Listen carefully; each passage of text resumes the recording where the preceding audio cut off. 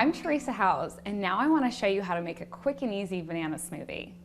Smoothies are a great way to fill up on quality nutrition when you're on the go. And this recipe is super simple. All you'll need is bananas, which are high in B vitamins and antioxidants, also a great source of fiber and beta carotene, and they're also alkaline forming, which helps keep your body's pH in line.